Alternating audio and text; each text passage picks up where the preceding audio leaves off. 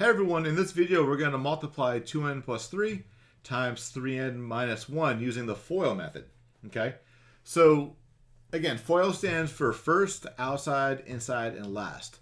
So let's show this. So come over here first and grab the color red. All right, and to multiply the first terms, we're going to multiply the 2n and the 3n. So 2n times 3n will give us 6n squared. All right, now let's pick the color green. Now we're going to do the outside. So the outside is going to be the 2n, but then also the one outside here, which is negative 1. So 2n times negative 1 will be negative 2n. All right, come over here and grab the color blue. Now we need to multiply the inside terms. So that's going to be 3 and 3n. So 3 times 3n is 9n.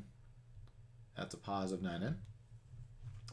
And then lastly, come over here and grab the yellow. And the last terms is going to be the 3 and the negative 1. So 3 times negative 1 is negative 3. All right, last but not least, we need to combine like terms if we can. So come over here and grab the black. And notice we can combine the negative 2n and the 9n. All right, so our final answer is going to be 6n squared plus 7n minus 3. And there it is.